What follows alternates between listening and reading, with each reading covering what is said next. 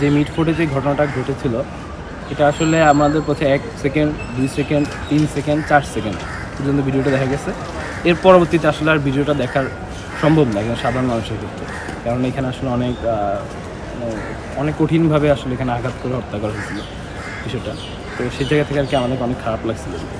কিন্তু কথা হচ্ছে যে আসলে এটা কেন হচ্ছে, এটা তো এখানে শুধু হয় নাই, পুরো বাংলাদেশে আসলে এই চাঁদাবাজির জন্য অনেকেই হচ্ছে আপনার মারা গেছে নিজেদের দলীয় কোন্দলের মধ্যে আর কি।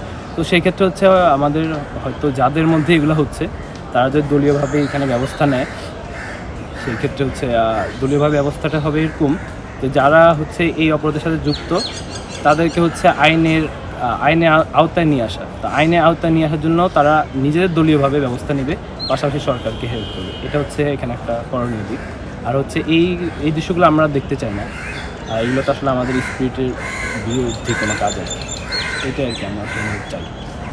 গণ অভ্যুত্থান পরবর্তীতে আমরা তো একটা স্পিরিট নিয়ে আন্দোলন, তো স্পিরিট পরবর্তীতে আমাদের যে জুলাই গণ অভ্যুত্থান পরবর্তীতে আমরা আশা করেছিলাম একটি সুন্দর বৈষম্যহীন বাংলাদেশ আমরা গড়ব। এখন সেই ক্ষেত্রে আমরা হচ্ছে কিছু আমরা আমাদের যে পয়েন্ট এগুলো আমরা পূরণ করেছি, এবং কিছু ক্ষেত্রে কিছু গ্যাপ দেখা গিয়েছিল।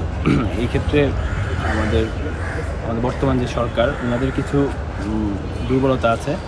পাশাপাশি আমাদের আসলে আমরা ব্যক্তি আসলে চেঞ্জ হচ্ছি না, এটা হচ্ছে আসলে আমাদের মূল সমস্যা আর কি। আমাদের ব্যক্তি যদি আমরা আসলে চেঞ্জ হতাম তাহলে হয়তো আমাদের যে বিভিন্ন আমরা অপরাধ কাণ্ডগুলো দেখছি আমরা, এগুলো হয়তো ঘটতো না। নিয়ে যেতে এক কথা বলছেন, এটা আসলে আমরা সবসময় করে গিয়েছি। এখন এখানে খারাপ কিছু একটা ঘটনা ঘটছে দেখে আমাদের অনেক খারাপ লাগবে, এটাও স্বাভাবিক। কিন্তু এর মানে এটা না যে আমাদের ত্যাগ পুরোটাই বৃথা গেছে।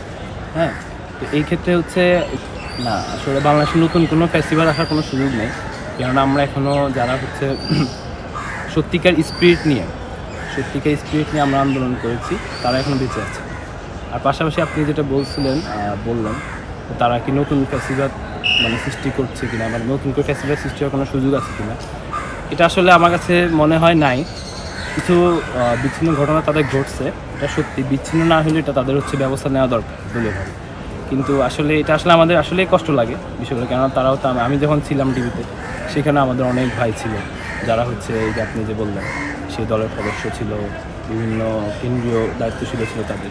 তো তারাও কিন্তু ওইখানে আমাদের মতো কষ্ট করেও তারা কিন্তু এখানে ছিল, তারাও কিন্তু আন্দোলনের সাথে সম্পৃক্ত ছিল। এর পরবর্তীতে আপনি যদি বলতেছেন তাদের দ্বারা যেটা হবে আমি বিশ্বাস করতে চাই না। যদি হয় সেটা আসলে বাংলাদেশ জনগণ এটা সঠিক জবাব দিয়ে দেবে।